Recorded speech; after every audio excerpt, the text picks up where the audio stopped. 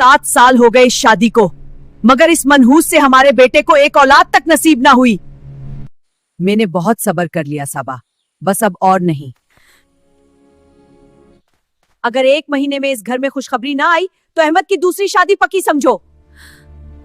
सबा एक निहायत साबिर और मेहरबान औरत थी जिसने जिंदगी की तलखियों को हमेशा मुस्कुराहट से पिया। उसका शौहर अहमद एक मेहनती इंसान था जिसकी मेहनत उसकी छोटी सी करियाने की दुकान तक महदूद थी।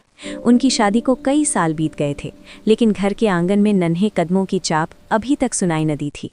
अहमद की माँ कदरे सख्त मिजाज थीं, जो अक्सर सबा को अपनी तुंदो तेज बातों से जख्मी कर देती थीं, मगर सबा हमेशा कहकर खामोश हो जाती। जी अम्मी जान। ईद करीब थी। अहमद ने अपनी जमा पूंजी में से कुछ पैसे माँ के हाथ पर रखे और धीमे लहजे में कहा, अम्मी, सबा के लिए भी ईद का एक अच्छा सा सूट ले आइएगा।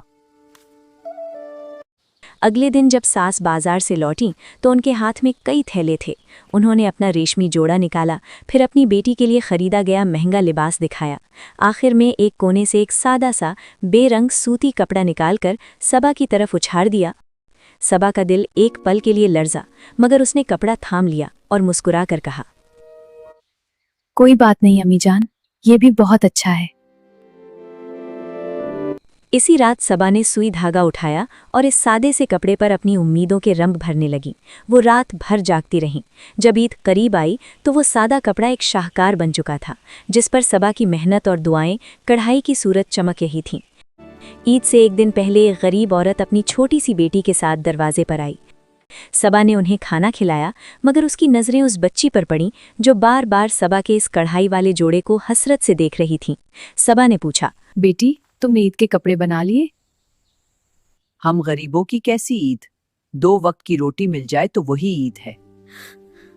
उस औरत की आंखों में आंसू आ गए। सबा का दिल पसीज गया। उसने एक लम्हा भी न सोचा, अंदर गई और अपना वो वाहिद नया कढ़ाई वाला जोड़ा लाकर उस लड़की के हाथ में थमा दिया। लड़की की आंखें खुशी से फैल गईं और उसकी मां ने लरसते हाथों से सबा के सर पर हाथ रखकर दुआ दी, अल्लाह तुम्हारी झोली खुशियों से भर दे और तुम्हारी हर दुआ कबूल करे। सास ने जब ये देखा तो तंज के तीर चला दिए। इस सखी बनी फिरती हो, अब ईद पर क्या पुराने चीथड़े पहनोगी? सबा खामोश रही। उसे लगा जैसे उस गरीब की दुआ ने उसकी रूह को सुकून बख्श दिया हो।